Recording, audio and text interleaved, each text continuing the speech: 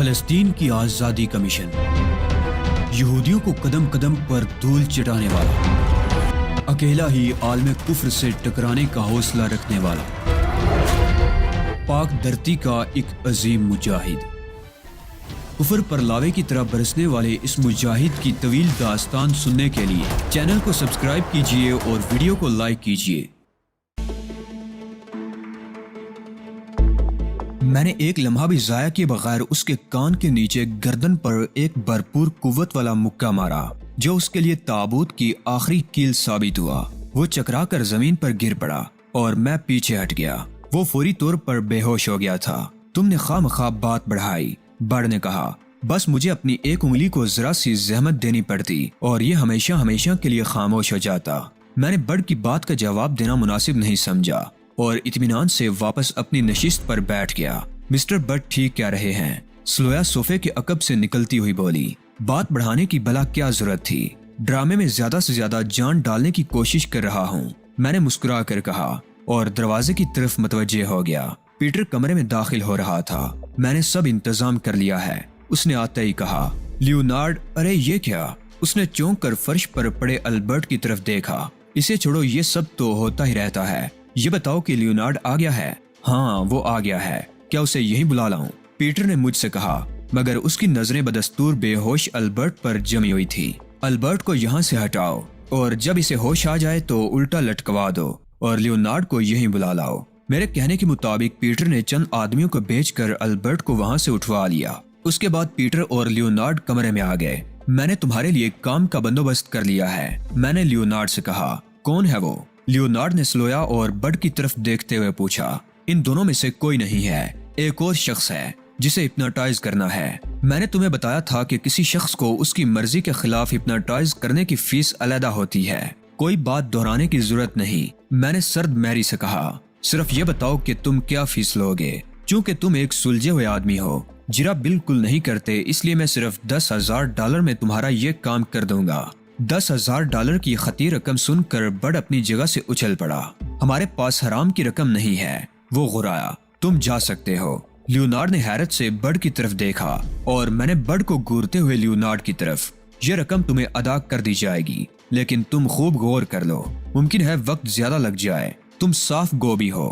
Leonard نے خوش ہو کر کہا، میں اپنے موکلوں کو عموماً 1 گھنٹے سے زیادہ وقت نہیں دیتا، لیکن تمہیں 2 گھنٹے دے دوں گا، اور اگر 2 گھنٹے کے دوران میرا کام نہ ہو سکا تو چونکہ میں تمہیں پسند کرنے لگا ہوں اس لیے تم سے خاص رعایت کروں گا۔ 2 گھنٹے کے بعد ہر اضافی گھنٹے کے $1,000 لوں گا۔ بڑ ایک بار پھر اچھل پڑا۔ ابے تم تو بہت لٹیرے ہو، اس نے ہاتھ نچا کر کہا۔ کتنی رقم جمع کر لی ہے اب تک؟ اگر تم خاموش نہیں رہ سکتے تو یہاں سے چلے جاؤ، میں نے سخت لہجے میں بڑ سے کہا، اور وہ منہ ہی منہ میں کچھ بڑبڑا کر رہ گیا۔ لیکن ایک سلسلے میں تم سے کوئی رعایت نہیں کر سکوں گا، لیونارڈ بولا۔ فیس میں ہمیشہ پیشگی وصول کرتا ہوں۔ میں نے پیٹر کی طرف دیکھا اور میرے اشارے پر اس نے $10,000 کی رقم لا کر لیونارڈ کے حوالے کر دی۔ لیونارڈ نے پہلے رقم گنی اور پھر احتیاط سے اپنے کوٹ کی اندرونی جیب میں ڈال لی۔ اب میں پوری توجہ سے تمہارے کیس پر کام کر سکوں گا، لیونارڈ نے کہا۔ تفصیل سے بتاؤ کہ معاملہ کیا ہے؟ معاملہ صرف اتنا ہے کہ ایک شخص کو ہپناٹائز کر کے اس سے معلومات حاصل کرنی ہے، میں نے کہا۔ وہ شخص کون ہے؟ میرا مطلب ہے اس کا تعلق تمہارے اپنے گروہ سے ہے یا وہ تمہارا کوئی دشمن ہے؟ تم اپنے کام سے کام رکھو، میں نے بھڑک کر کہا۔ غیر متعلق باتوں میں الجھنے کی ضرورت نہیں ہے، میں اپنے کام سے ہی کام رکھتا ہوں، لیونارڈ نے برا مانے بغیر کہا۔ جو کچھ میں نے پوچھا ہے اسے جاننا میرے لیے ضروری ہے۔ کیوں ضروری ہے؟ میں نے جرا کی۔ اگر وہ کوئی دشمن ہے تو ہر چیز کے خلاف پوری قوت سے مزاحمت کرے گا، جس سے نبرد آزما ہونے کے لیے مجھے پہلے سے تیار رہنا ہوگا۔ اور اگر وہ تمہارے اپنے ہی گروہ کا کوئی آدمی ہے تو نہیں، اس کا ہم سے کوئی تعلق نہیں ہے، اسے دشمن ہی سمجھو۔ اگر وہ تمہارا دشمن ہے تو کیا تم نے اب تک اس پر کوئی تشدد کیا ہے؟ تشدد ہی کرنا ہوتا تو ہم ایک خطیر رقم تمہیں کیوں ادا کرتے؟ یہ بہت اچھی بات ہے، اس سے میرا کام آسان ہو جائے گا۔ تم ایسا کرو، کسی چیز میں یہ دوا ملا کر اسے پلا دو۔ اس نے اپنی جیب سے ایک پڑیا نکال کر میری طرف بڑھائی۔ میں نے پڑیا اسے لے لی اور اسے کھول کر دیکھا۔ اس میں ایک چٹکی برسفوف تھا۔ یہ کیا چیز ہے؟ میں نے لیونارڈ سے پوچھا۔ یہ ہے غیر متعلق سوال، اس نے میری طرف ایک انگلی سے اشارہ کرتے ہوئے کہا، اور میں سنبھل گیا۔ سوری، میں نے جلدی سے کہا۔ کیا یہ صفوف ہم اسے شراب میں ملا کر پلا سکتے ہیں؟ کسی بھی چیز میں ملا دو، شراب میں البتہ تیزی سے اثر کرے گا۔ اس کے اثر سے وقتی طور پر اس کی قوت مزاحمت میں کمی واقع ہوگی اور میرا کام آسان ہو جائے گا۔ ڈینیل کو یہیں بلوا لو، میں نے پیٹر سے کہا۔ میں اسے اپنے سامنے یہ دوا پلاؤں گا۔ اس کے علاوہ چند ایسی باتیں اور بھی ہیں جن پر اگر عمل ہو سکے تو اسے ٹرانس میں لانا آسان ہو جائے گا۔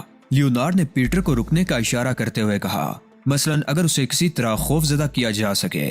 خوف زدہ تو وہ ہوگا ہی، لیکن اس کے خوف میں اگر اضافہ ہو جائے، اسے یہ یقین ہو جانا چاہیے کہ اب وہ یہاں سے بچ کر نہیں نکل سکے گا، اور اس کے بعد میں اس کی حمایت کرتے ہوئے تم سے سفارش کروں کہ تم اسے رہا کر دو، تو مجھے یقین ہے کہ وہ بہت جلدی ٹرانس میں آ جائے گا۔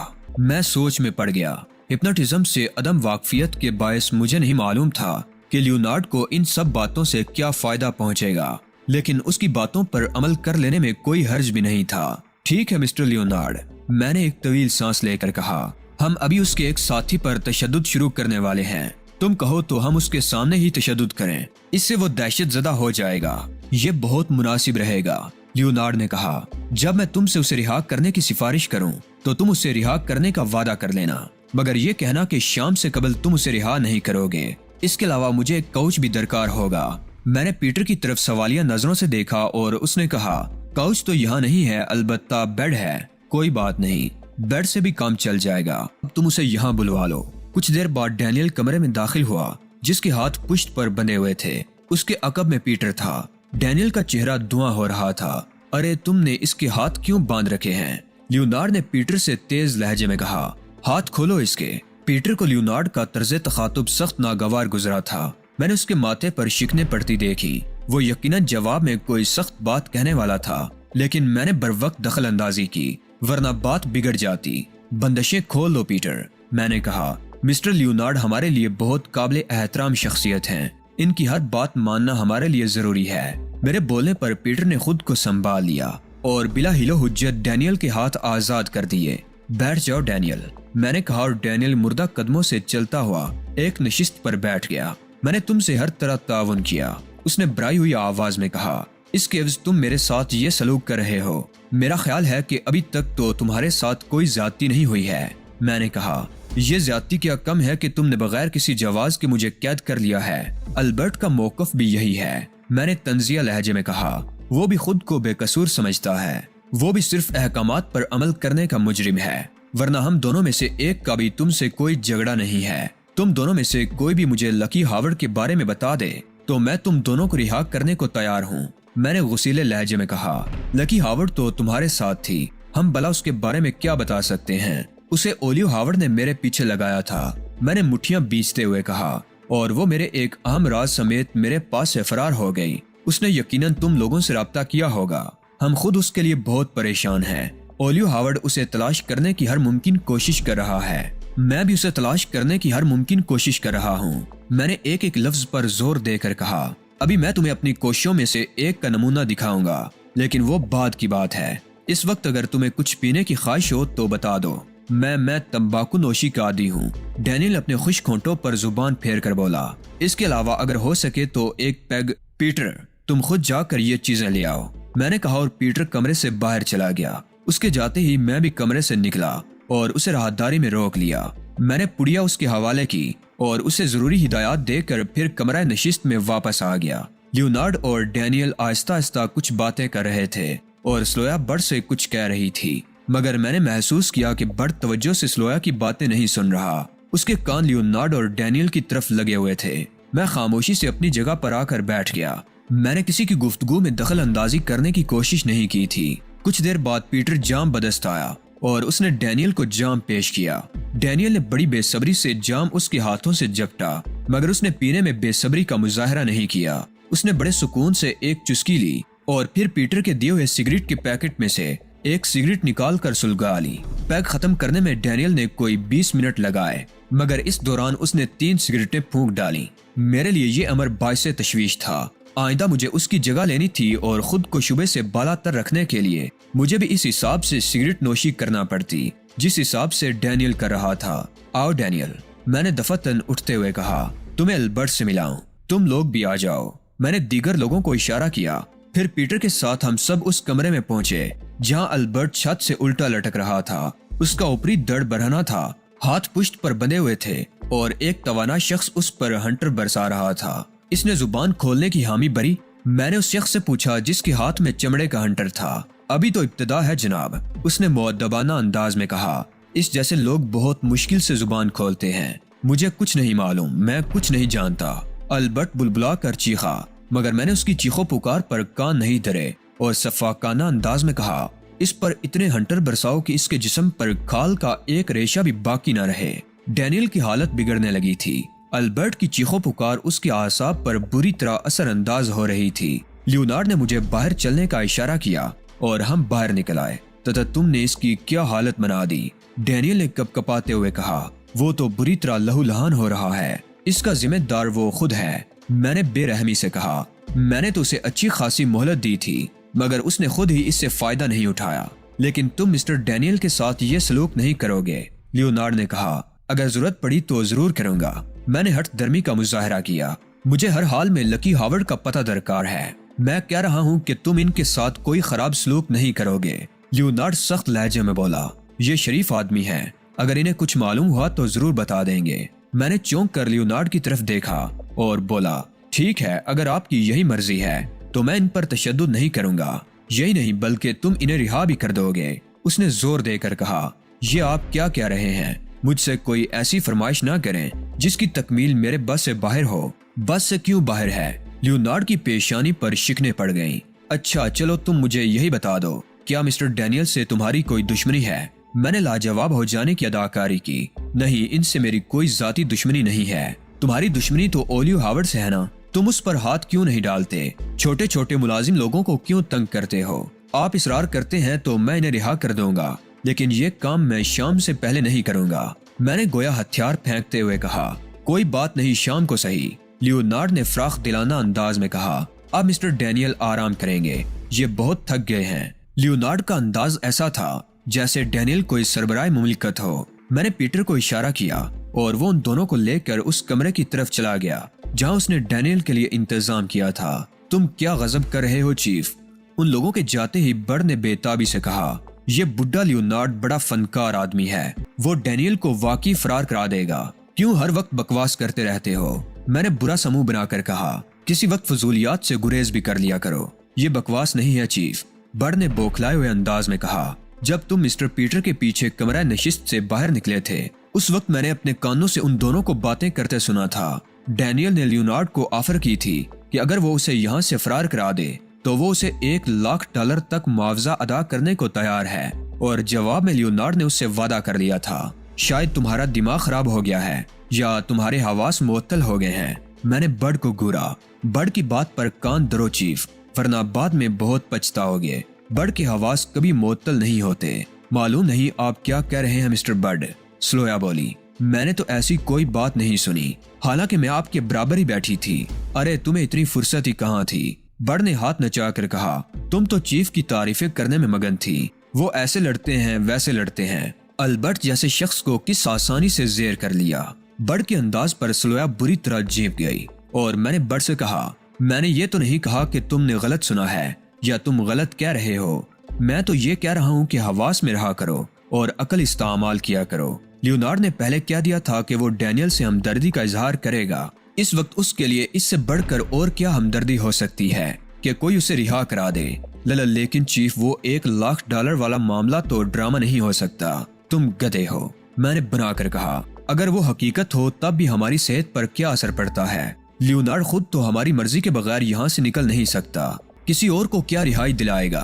बर्ड सोच में डूब गया। फिर किसियाने अंदाज में बोला, बहरहाल होशियार रहना जरूरी है, कहीं ऐसा न हो कि यहाँ से जाकर लियोनार्ड मुखबरी कर दे। तुम्हारी ये बात सुनकर मुझे बहुत खुशी हुई, मैंने तंजिया लहजे में कहा। तुम मुझे इतना बेवकूफ समझते हो कि मैं उसे यूं आसानी से निकल जाने दूंगा? बर्ड ने हुनकों की तरह मुझे देखा और फिर जीप कर चुप हो गया। हमने राहदारी में खड़े खड़े ये सारी गुफ्तगू की थी। दफातन हमें पीटर अपनी तरफ आता दिखाई दिया। तुम लोग अभी तक यहीं खड़े हो, मैं तुम्हें कमरा नशिस्त में तलाश करके आ रहा हूँ। तुमने उन दोनों को उस कमरे में पहुंचा दिया? मैंने पीटर से पूछा और उसने इस बात में सर हिला दिया। तुमने चीफ को अहमक समझ रखा है बर्ड। आओ मैं तुम्हें दिखाऊं कि मैंने क्या इंतजाम किया है। ہم لیونارڈ کی کارکردگی اپنی آنکھوں سے دیکھیں گے، لیکن خیال رہے کہ اس دوران کسی کے منہ سے ذرا بھی آواز نہ نکلے۔ میں نے پیٹر کو پہلے ہی ہدایت کر دی تھی کہ انہیں ایسے کمرے میں لے جائے جہاں ہم انہیں دیکھ بھی سکیں اور ان کی گفتگو بھی سن سکیں۔ پیٹر ہمیں ایک ایسے کمرے میں لے گیا جس کی ایک دیوار میں کھڑکی نظر آ رہی تھی۔ کھڑکی کے دوسری طرف والے کمرے میں روشنی تھی اور جس کمرے میں ہم داخل ہوئے تھے وہ اندھیرے میں ڈوبا ہوا تھا۔ اگر ہم کھڑکی سے 2 قدم دور کھڑے ہو جاتے تو دوسرے کمرے سے ہمیں نہیں دیکھا جا سکتا تھا۔ ہم کھڑکی میں جا کھڑے ہوئے۔ پیٹر میرے دائیں جانب تھا اور سلویا اور برڈ بائیں جانب کھڑے تھے۔ کھڑکی پر شیشہ لگا ہوا تھا مگر ایک جگہ سے شیشہ کٹا ہوا تھا۔ ہم اس جگہ سے دوسرے کمرے میں کی جانے والی گفتگو بآسانی سن سکتے تھے۔ ڈینیل بڑے دکھ بھرے لہجے میں کہہ رہا تھا، میں تو صرف ایک اکاؤنٹنٹ ہوں بھائی صاحب، ان لوگوں نے معلوم نہیں کس دھوکے میں مجھے پکڑ لیا ہے۔ میں تو ہاروت رابیل کے کاروبار کی حد تک اس سے وابستہ ہوں۔ اگر تم اتنے ہی معمولی آدمی ہو تو مجھے $1,00,000 کس طرح ادا کرو گے؟ لیونارڈ نے چونک کر کہا، اس کی فکر مت کریں جناب، میں نے جو وعدہ کیا ہے اسے ہر حال میں پورا کروں گا۔ فکر کیسے نہ کروں، صرف اس رقم کی خاطر ہی تو میں تمہاری آزادی کے لیے کوشش کر رہا ہوں۔ میری سمجھ میں نہیں آتا کہ تمہاری بات کیوں کر تسلیم کر لوں۔ $1,00,000 بہت بڑی رقم ہے، میرا ایک ذاتی اپارٹمنٹ ہے۔ ڈینیل نے بات بگڑتے دیکھ کر جلدی سے کہا، 43 نمبر اسٹریٹ پر، میں اسے فروخت کر دوں گا۔ تب تو ٹھیک ہے، لیونارڈ نے یوں کہا جیسے واقعی اسے رقم کی وصولی کے لیے کوئی ٹھوس ضمانت مل گئی ہو۔ آپ کا اطمینان ہی میرے لیے سب کچھ ہے، یقین کیجئے میں بہت شریف آدمی ہوں۔ مجھے یقین ہے، لیونارڈ نے کہا، اب تم میری ہدایت پر عمل کرتے ہوئے سونے کی کوشش کرو تاکہ میں تمہاری رہائی کو مزید یقینی بنا سکوں۔ میں آپ کی ہر ہدایت پر عمل کروں گا، ڈینیل نے کہا، آخر آپ میرے محسن ہیں، جوتے اتار کر بیڈ پر لیٹ جاؤ، لیونارڈ نے کہا اور ڈینیل نے اس کی ہدایت پر عمل کیا۔ اپنے جسم کو ڈھیلا چھوڑ دو، بھول جاؤ کہ تم کسی کی قید میں ہو، خود کو بالکل آزاد تصور کرو، بلکہ زبان سے یہ الفاظ دہراؤ کہ میں کسی کی قید میں نہیں ہوں، میں آزاد ہوں۔ ڈینیل اس کی ہدایت پر حرف برحرف عمل کر رہا تھا۔ شاید یہ اس سفوف کا کمال تھا جو لیونارڈ نے اسے شراب میں پلوایا تھا۔ رہی صحیح کسر لیونارڈ نے اس کی ہمدردیاں حاصل کر کے پوری کر دی تھی۔ کچھ دیر ڈینیل لیونارڈ کے بتائے ہوئے الفاظ دہراتا رہا، پھر لیونارڈ نے اگلی ہدایت جاری کی، تمہارا دایاں ہاتھ باری ہو رہا ہے، اس نے کہا، مگر اب اس کی آواز کسی کنویں میں سے آتی محسوس ہو رہی تھی، باری اور پراسرار آواز۔ تمہارا جسم بالکل ہلکا پھلکا ہے مگر تمہارا دایاں ہاتھ باری ہو رہا ہے، تم اسے اپنی مرضی سے حرکت نہیں دے سکتے۔ اپنے دائیں ہاتھ کو حرکت دینے کی کوشش کرو، لیکن یاد رہے کہ تم صرف کوشش کرو گے، اپنے ہاتھ کو حرکت نہیں دے سکو گے۔ میں نے محسوس کیا کہ ڈینیل نے اپنے دائیں ہاتھ کو حرکت دینے کی کوشش کی تھی مگر وہ کامیاب نہیں ہو رہا تھا۔ اب مزید کوشش مت کرو، دفعتاً لیونارڈ نے کہا، اس وقت تم کامیاب نہیں ہو سکو گے، اس لیے کہ تمہیں نیند آ رہی ہے، تمہاری پلکیں بوجھل ہو رہی ہیں، تمہارے لیے آنکھیں کھلی رکھنا مشکل ہے، تمہیں نیند آ رہی ہے۔ ہاں مجھے نیند آ رہی ہے، ڈینیل نے بوجھل سی آواز میں کہا، تم گہری نیند سو جاؤ گے، میری آواز کے علاوہ تم کسی اور آواز کو نہیں سن سکو گے، جو میں تم سے کہوں گا تم وہی کرو گے، میرے ہر سوال کا جواب دو گے۔ لیونارڈ سجیشن دیتا رہا اور میں حیرت سے دیکھتا رہا کہ ڈینیل گہری نیند سو گیا ہے۔ کچھ دیر گزرنے کے بعد لیونارڈ نے اس کے پپوٹے الٹ کر دیکھے، پھر مطمئن انداز میں سر ہلاتا ہوا پیچھے ہٹ گیا۔ میری خوشی کا کوئی ٹھکانہ نہیں تھا، ڈینیل ہپناٹائز ہو چکا تھا اور اب اسے معلومات حاصل کرنے سے مجھے کون روک سکتا تھا۔ لیونارڈ دروازے کی طرف بڑھ رہا تھا، شاید وہ کسی کو بلانا چاہتا تھا۔ میں نے شیشہ کھٹکھٹا کر اسے اپنی طرف متوجہ کیا اور وہ چونک کر کھڑکی کی طرف دیکھنے لگا۔